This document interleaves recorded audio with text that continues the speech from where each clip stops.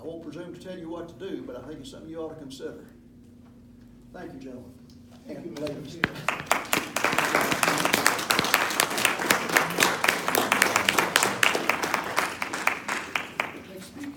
Next speaker, Ann Schlitz. Schultz. You're thinking of the Schlitz beer, but it's Schultz. That's okay.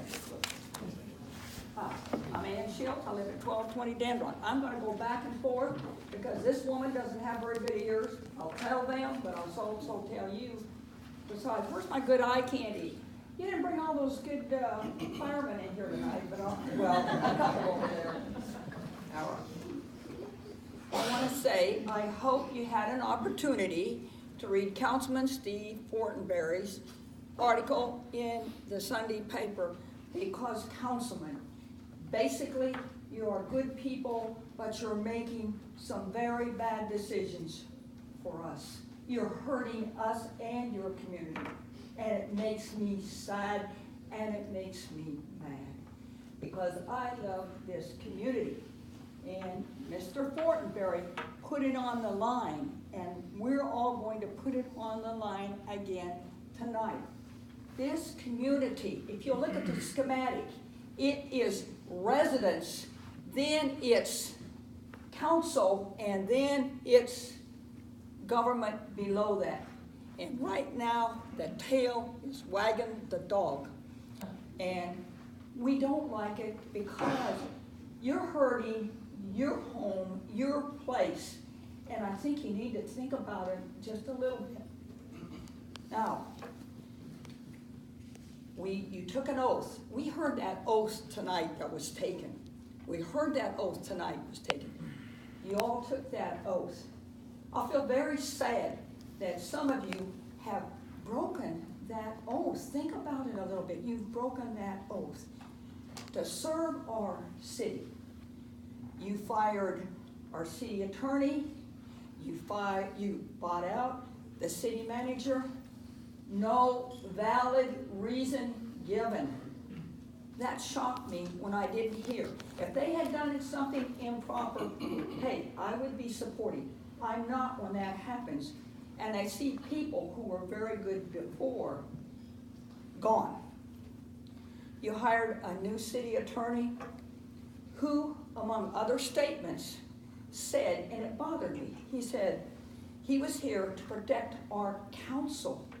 No, the first group is the residents. He's here to protect us. If that's part of the bag, that's fine.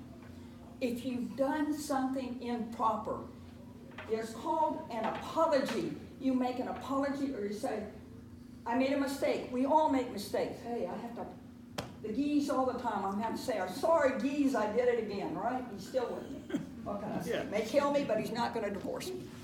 But we have to learn to apologize. We all make mistakes. You have to learn to apologize, clean up the mess, and go on. This could have been done earlier, and it wasn't. And now we've brought in, at considerable cost to all of us, and wasn't necessary, a new city attorney who is, in my opinion, charged excessive fees for work. Could have been done some other ways, not as expensive. He is billed over $30,000 through November, which exceeds the allotted $20,000 that we had for the whole year, okay? But what really bothers me too, we live in the U.S. of A, and what's important here is freedom and the right to make choices. And we are the ones that live in this town, and listen to us, because 10-page contract handed out half an hour before the session. You cannot read in that time. And I'm very offended, sir. I'm very offended that you would negotiate a contract with a 3-year contract. The money is fine, but a 3-year contract, and if he was terminated, he gets a full year's pay. No. A man hasn't been tried in our city, and we're going to give him a 3-year contract. He needed a 1-year contract Let's see how it goes with maybe a clause that he got 2 years more, perhaps. But we need to see what he can do first. And we didn't do that. And it was railroaded in. It was railroaded in. That's not good counsel. That is not good counsel. And you can make all the excuses you want to me, but they're not gonna hold water. No, that's fine. But what I'm saying is, I'm an old geese. I learned what is right, what is wrong, and I know the difference. The king has no clothes, if you understand that one. Mr. Schultz, Okay. time is up. Thank you very much. You're welcome.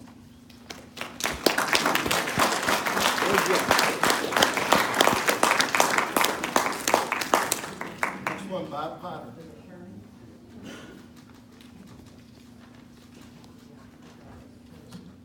Bob Potter, 409 West Wall Street.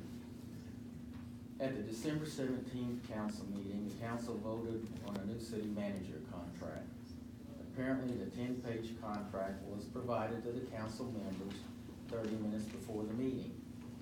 Mr. Fortenberry wanted to table voting on the contract because he had not been given sufficient time to review the contract. There was not any public comment because no one had seen the contract.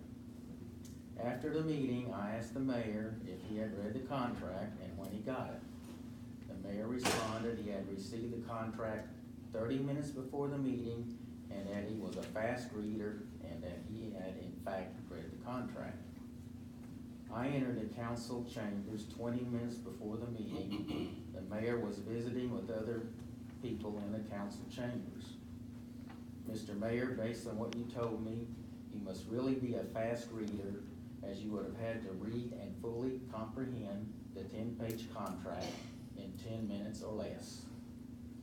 It seems the whole process was engineered to be done in a hurry to be accomplished before you seated Erica Bruce, our new city council member. At the meeting, Mr. Dixon gave me a copy of the contract. If I had been a council member, I would have asked why the contract was for 3 years instead of 2 or perhaps less, and why the termination without cause provision provided for a year's pay instead of perhaps 6 months or less. There's no reason I can think of as to why this draft contract could not have been attached to the agenda published on Friday afternoon before the council meeting. So much for transparency. It is not always what the mayor and your 3 associates do, but it is the arbitrary, arrogant, heavy-handed, and dictatorial way you gentlemen do things that makes me truly upset and disappointed. I want to thank Mr. Fortenberry for his op-ed in Sunday's paper and for trying to get at the truth and trying to do the right thing and trying to get this council to operate in a more ethical and professional manner. Mr. Dixon, based on what I have personally observed at this council meeting since you have been city attorney, I think any report you would prepare regarding city employee personnel matters would be biased and not credible. Since sometimes I have to remind myself that you are the city attorney and not the mayor's personal attorney. The only way I would be satisfied that the citizens of Hewitt have received a fair and truthful report on personnel matters is if Mr. Ringer and Ms. Ganaway prepared and presented the report. The city has budgeted $20,000 in legal fees for the current fiscal year.